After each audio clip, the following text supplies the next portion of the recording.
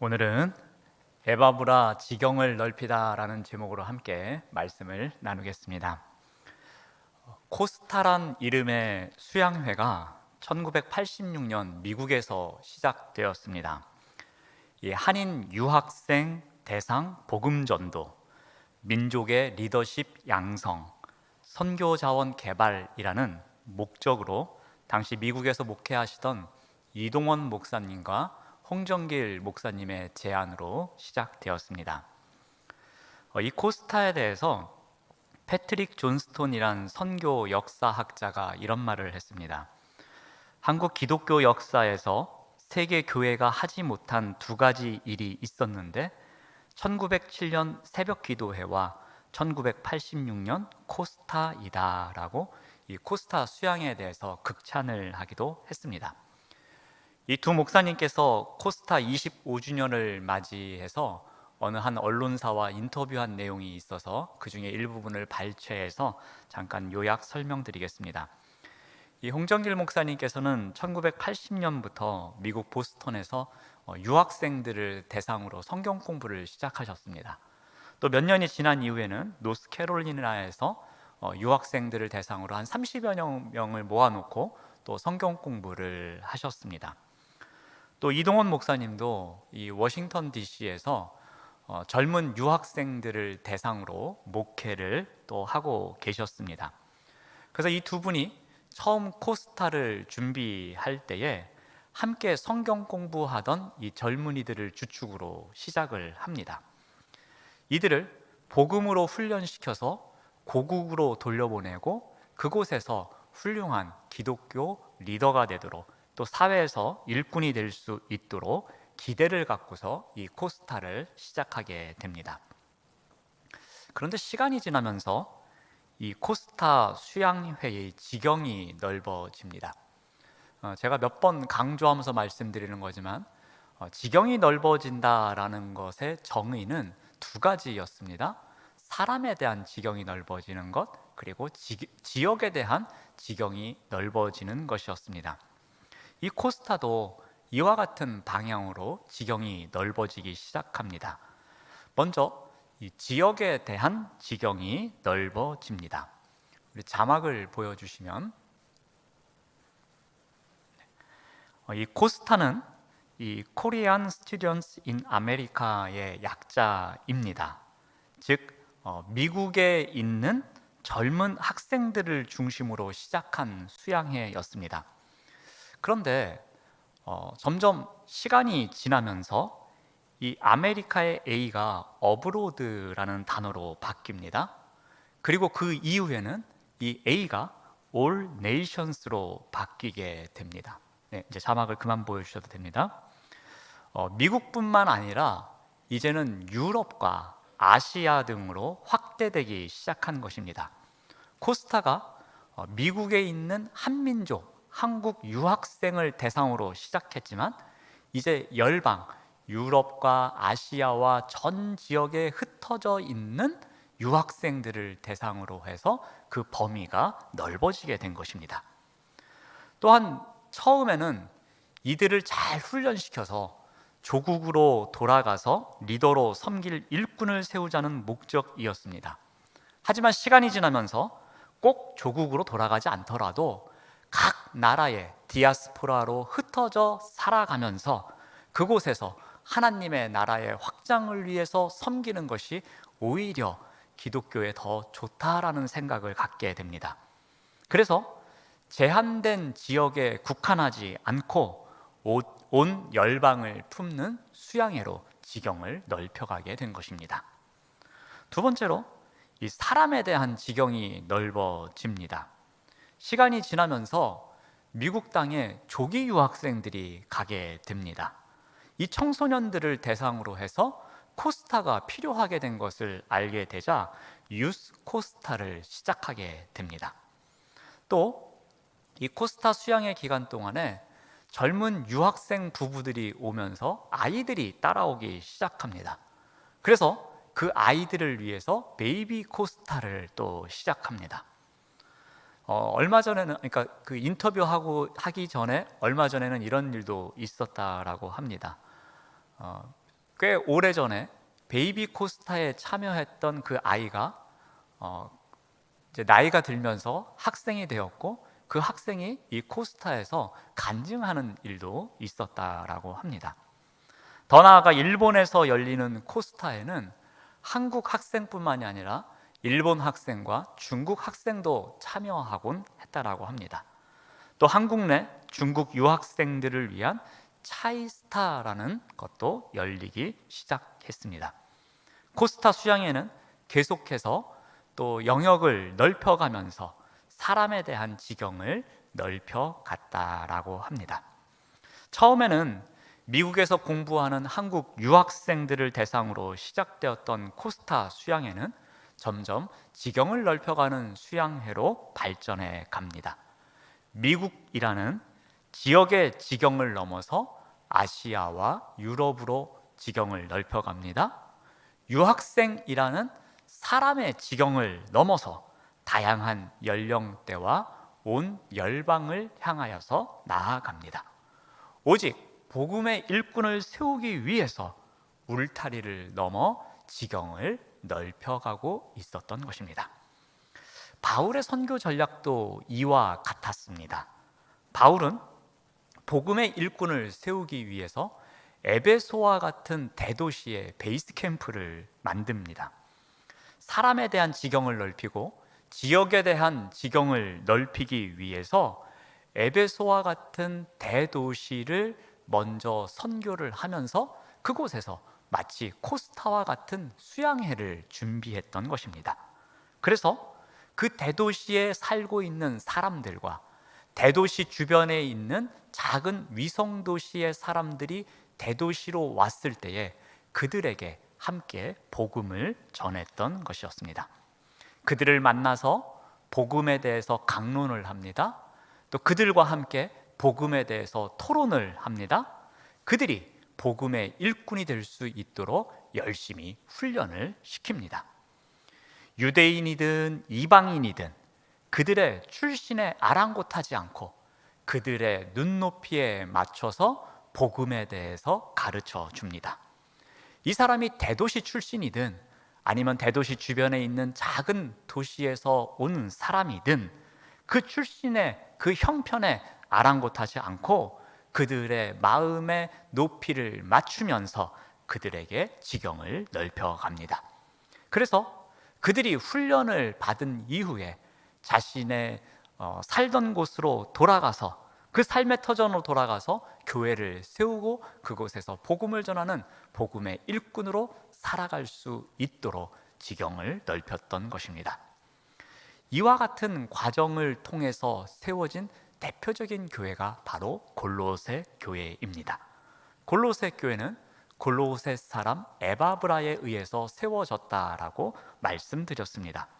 1세기를 전후해서 겪게 된 두 차례의 지진으로 골로새 지역의 경제가 어려워지자 에바브라와 같은 사람들이 인근에 있는 대도시로 나아가 삶의 터전을 찾기 시작합니다.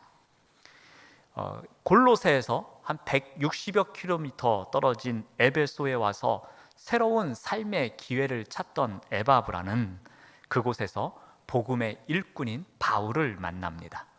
그리고 그에게 복음을 듣고 그리스도인이 되고 복음의 일꾼이 되어서 골로새로 파송을 받게 됩니다. 자, 골로새로 돌아온 이 에바브라가 무슨 일을 합니까?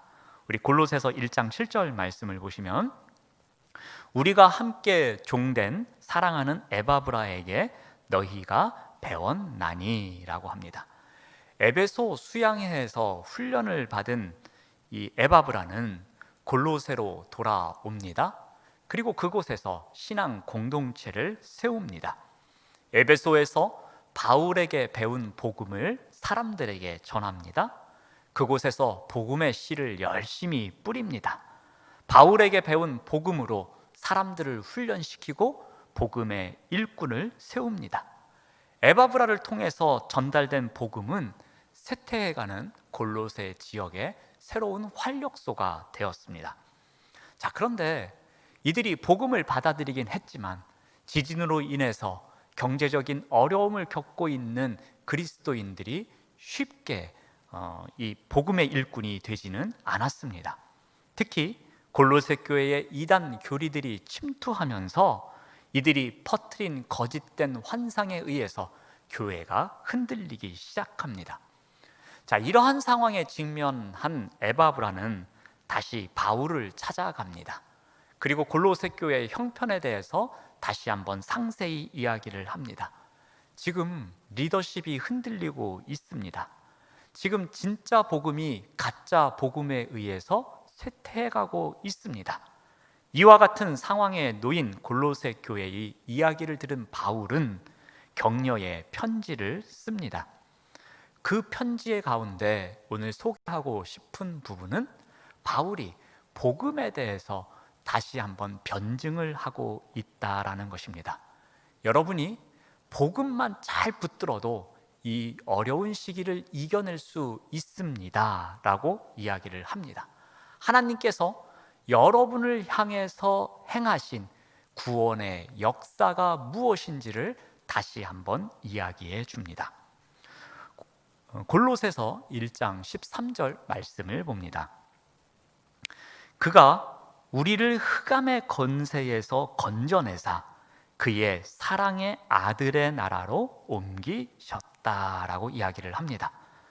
하나님이 우리를 건져내서 적극적으로 어딘가로 옮기셨습니다.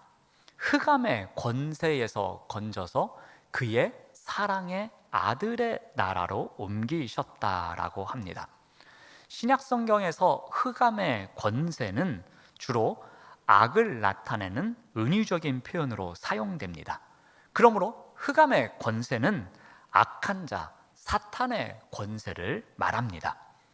이 골로새 교회의 성도들은 과거에는 흑암의 권세의 지배를 당하고 있었습니다. 그들은 자신을 향하여서 또는 이웃을 향하여서 악을 행하면서 죄인의 길을 걸어가고 있었습니다. 자신에게 다가올 육신의 죽음을 두려워하며 살아가고 있었습니다. 자, 그런데 하나님께서 그들을 이 상태로 놔두시지 않으시고 그 상태에서 건져내셨습니다. 즉 사탄의 권세에서 구해내셨습니다. 그래서 그의 사랑하는 아들의 나라로 옮겨주셨다라고 이야기를 합니다. 이 복음에 대해서 이미 에바브라를 통해서 여러분이 들었습니다. 그런데 바울은 다시 한번 강조해서 이야기하고 있습니다. 마치 이스라엘 백성들이 출애굽을 통해서 구원의 기쁨을 알았던 것처럼 여러분도 그 구원의 기쁨을 들었습니다 라고 이야기합니다.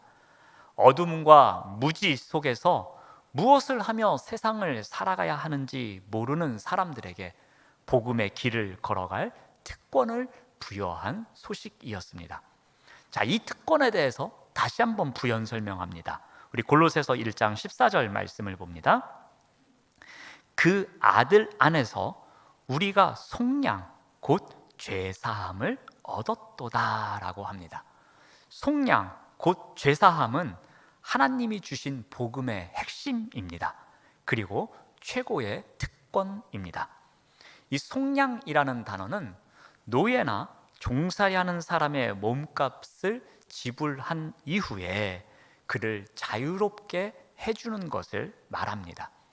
전쟁을 많이 하던 그 당시 전투에서 패배하게 되면 포로가 되어서 종이 되었습니다. 또한 가난 때문에 사람들이 살기 힘들어 할 때에 빚을 내고 그 빚을 갚지 못하면 대신 종살이를 하면서 빚을 갚아야만 했습니다. 자, 이럴 때 누군가 다양한 이유로 종노릇하는 사람을 위해서 대신 값을 지불하여 그를 자유롭게 하는 행위가 있었는데 이것을 속량이라고 불렀습니다. 기독교의 구원은 바로 이 사건에서 시작된 것입니다. 기독교의 구원은 우리에게 어떠한 감동의 이야기와 교훈만으로 구성되는 것이 아닙니다. 속죄 사건, 즉 속량이 그 중심을 이루고 있습니다. 바울은 골로새 교회에 보내는 편지에서 바로 이 복음의 핵심에 대해서 다시 한번 변증을 합니다. 골로새 교회 성도 여러분, 여러분은 속량을 받은 자입니다. 여러분은 원래 흑암의 권세 아래에 놓여 있었는데 하나님께서 여러분을 구해내셔서 그 하나님의 사랑하는 아들의 나라로 옮겨주셨습니다. 그래서 여러분은 값을 치르지 않고 속량을 받은 사람들입니다. 그러니 그 복음의 기쁨, 그 구원의 기쁨을 누리면서 살아가시길 바랍니다. 이것이 진짜 복음입니다. 여러분이 에바브라에게 들은 복음이 진짜이고 가짜 복음이 아무리 여러분을 현혹해 하더라도 그 복음에 흔들리지 마십시오라고 이야기하고 있는 것입니다. 바울은 복음에 대해서 변증하고 난 이후에 이제 그 복음을 전하는 에바브라에 대해서 변호하기 시작합니다. 우리 골로새서 4장 12절 말씀을 봅니다.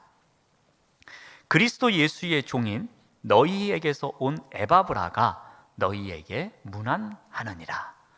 바울은 골로새 교회 성도들에게 에바브라를 그리스도 예수의 종이라고 소개합니다. 이 호칭은 바울이 자신을 소개할 때 많이 사용하던 호칭이었습니다. 대표적으로 빌립보서 1장 1절 말씀을 봅니다. 그리스도 예수의 종 바울과 디모데는 그리스도 예수 안에서 빌립보에 사는 모든 성도와 또한 감독들과 집사들에게 편지하노니. 빌립보의 교회에 보내는 편지에서 바울은 자신을 그리스도 예수의 종이라고 소개합니다. 여기서 종은 비천한 신분인 노예를 말합니다. 노예는 주로 전쟁 포로로 끌려온 사람들이나 돈이 없어서 팔려온 사람들이었습니다. 당시 노예는 동물보다도 더 이하의 취급을 받기도 했고 심지어는 물건 짝이라는 표현을 쓰기도 했습니다. 그럼에도 불구하고 노예는 주인에게 절대 복종하는 삶을 살아야 했습니다. 자기 의견도 없습니다. 어떠한 것에 대해서 주장할 수도 없습니다. 자기를 위해서는 어떠한 계획도 세울 수 없는 존재입니다. 선택의 여지도 없습니다. 무조건 충성을 다해야만 하는 사람이 종 또는 노예였습니다. 바울이 자신을 그리스도 예수의 종이라고 말하는 것에는 어떤 의미가 담겨져 있을까요? 그것은 과거에는 자신이 세속의 지식이나 권세의 종이었다라는 것입니다. 과거에는 세속적인 욕심에 얽매여서 그 욕심을 주인으로 섬기고 살았다라는 것입니다. 과거에는 지식의 종이 되어서, 과거에는 권세의 종이 되어서 그것만을 추구하는 삶이었다라는 것입니다. 그런데 이제는 누구의 종이 되었다라고 합니까? 그리스도 예수의 종이 되어서 거룩한 삶을 살아가는 노예라는 것입니다. 이제는 의와 사랑과 진리에 사로잡힌 노예라는 것입니다. 이제는 그리스도의 십자가에 붙잡힌 노예라는 것입니다. 이제는 자신이 원하는 대로 살아가는 것이 아닌, 그러한 외적인 자유인이 아닌 그리스도 예수께서 원하시는 대로 살아가는 내적인 자유인이라는 것입니다. 이제는 그리스도 예수 안에서 비전을 세우고 그리스도 예수 안에서 사고하며 그리스도 예수 안에서 세상을 향한 발걸음을 내딛고 그리스도 예수를 위해서 살아가는 그리스도 예수의 노예가 되었다라는 선포입니다. 바울은 골로새 교회에 보내는 편지에서 에바브라 또한 나와 같이 그리스도 예수의 종입니다 라고 소개하고 있습니다. 바울은 세상 욕심을 주인 삼았던 삶에서 멀어져 오직 그리스도 예수님을 주인 삼고 살아가는 종인 나처럼 에바브라도 그렇게 살아가고 있는 그리스도 예수의 종입니다 라고 소개하고 있습니다. 그리스도 예수의 종인 에바브라는 복음의 지경을 넓혀가기 위해서 무슨 일을 하는지 마지막으로 소개를 합니다. 그 소개에 대해서 두 가지 역할을 이야기합니다. 사람에 대해서 지경을 넓혀가고 지역에 대해서 지경을 넓혀가는 자, 바로 그 자가 그리스도 예수의 종 에바브라입니다 라고 골로새서에서 소개를 합니다. 자, 먼저 사람에 대해서 지경을 넓혀가는 부분입니다. 우리 골로새서 4장 12절 말씀을 다시 봅니다. 그가 항상 너희를 위하여 애써 기도한다라고 소개합니다. 에바브라는 골로새 교회를 위해서 항상 기도하는 사람입니다라고 소개합니다. 그런데 그가 어떻게 기도한다라고 합니까? 기도한다라는 단어 앞에 애써라는 표현이 있습니다. 에바브라는 골로새 교회와 골로새 교회 성도를 위해서 항상 애써서 기도하는 사람이라고 합니다. 여기서 애쓰다라는 단어는 운동선수들이 결승점에 도달하기 위해서 마지막 그 순간까지 온 근육에 힘을 주면서 전력 질주하는 것을 말합니다. 즉 에바브라는 골로새 교회와 교회 사람들을 위해서 기도할 때에 자신이 사용할 수 있는 모든 근육을 총동원해서 온 힘을 다하여 기도했다라는 의미입니다. 에바브라는 골로새 교회의 아픔과 어려움을 알고 있었습니다. 그래서 교회와 성도들을 위해서 기도할 때마다 그 어려움과 아픔을 위해서 기도합니다. 그런데 어떻게 기도합니까? 모든 근육을 총동원해서 온 힘을 다하여 간절하게 기도하였다라는 것입니다. 그 어려움과 싸우기 위해서, 그 아픔과 대항하기 위해서 에바브라는 온 마음을 다해서 기도했다라는 것입니다. 에바브라가 애썼다는 말은 당시의 골로새 교회의 당면한 문제들과 마치 전투하듯이 그 문제들을 해결하기 위해서 그 문제들을 붙잡고 온 근육을 총동원하는 마음으로 온 마음을 다해 기도했다라는 의미가 담겨져 있는 것입니다. 그런데 에바브라는 왜 이렇게 기도했을까요? 왜 에바브라는 골로새 교회 사람들을 위해서 애써 기도하는 삶을 살았을까요? 바로 사람을 얻기 위해서입니다. 사람에 대한 지경을 넓혀가기 위해서였습니다. 우리 4장 12절 말씀을 계속 봅니다. 너희로 하나님의 모든 뜻 가운데서 완전하고 확신 있게 서기를 구하나니.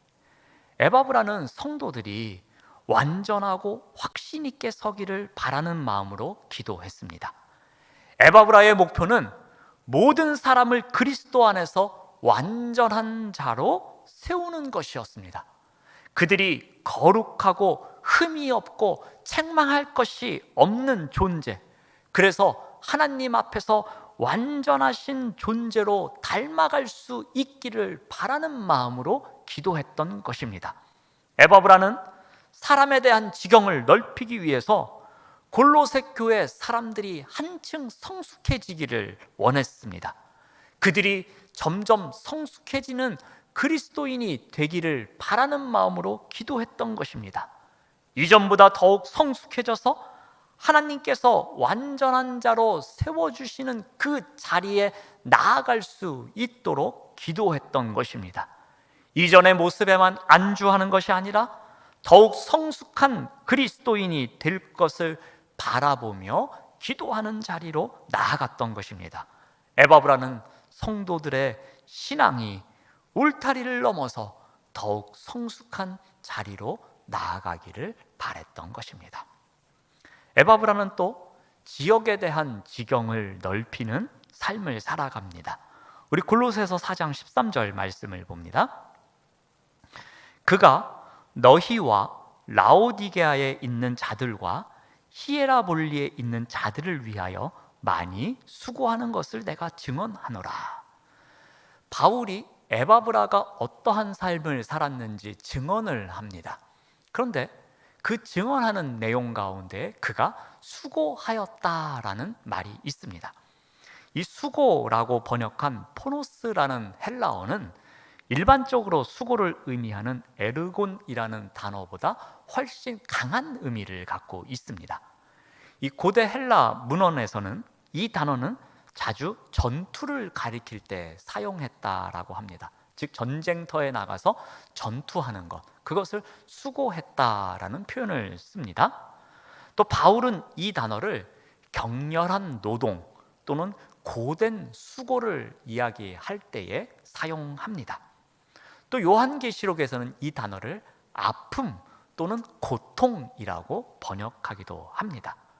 이 세 가지 의미를 종합해 보면 이 포노스라는 이 수고하다라는 단어는 마치 전쟁터와 같은 환경 속에서 처절하게 전투를 해야만 하는 그런 환경을 이겨내기 위해서 고된 수고를 하는 것을 말합니다.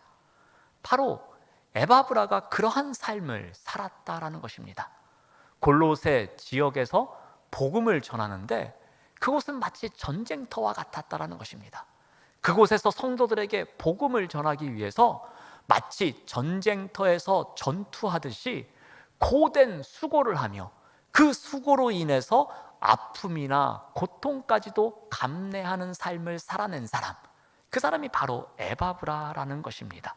그래서 그 고통으로 인해서 기진맥진해질 정도로 모든 것이 힘든 삶을 살아갔던 삶, 그 삶을 살아낸 사람이 바로 에바브라라는 것입니다. 그렇다면 에바브라가 무엇을 위해서 이렇게 수고하는 삶을 살았을까요?